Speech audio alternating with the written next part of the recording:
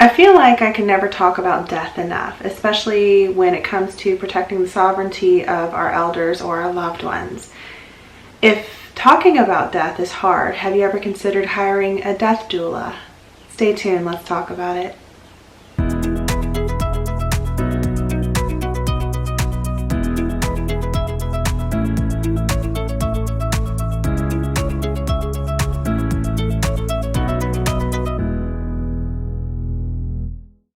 Hi everybody, welcome back to another video by Pan Society. I'm Cherie, and today I want to talk about end-of-life or death doulas.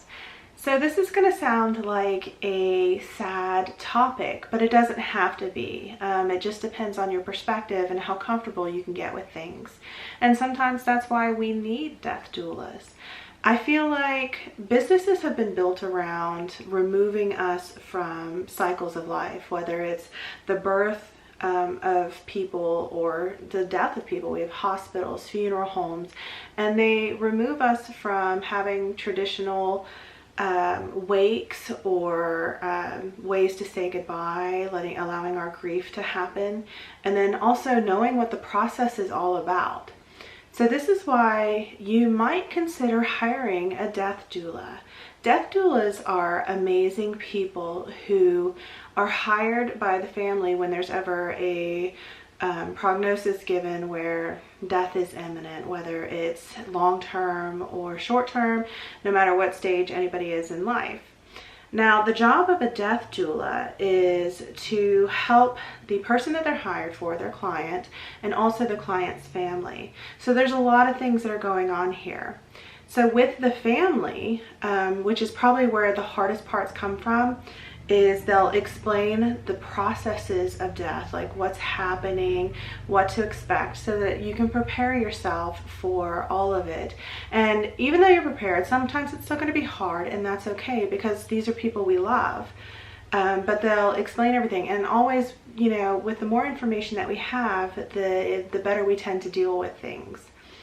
They also explain the wishes of the person that they're hired to be there for the client, because sometimes in those final moments it's really hard to act out on the wishes and last rites of that person because you have so much emotional connection there, and so when certain things happen you might want to change your mind even though it's not in the respects of the person who is dying or passing. The death doula will also take care of the end-of-life things that the person wants, like what their funeral arrangements would be, how they want to be buried, their directives, their end-of-life directives. So if they were to be hospitalized long-term, or if they're going to get resuscitation, that type of thing, so that it eases the family of all of those burdens. This person also will spend time with that person, with the client,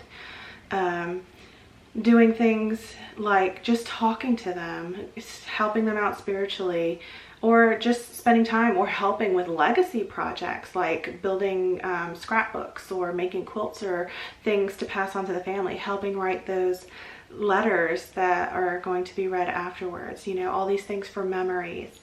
And also when someone goes into hospice care, hospitals and, you know, these facilities can only do so much and can only invest so much time.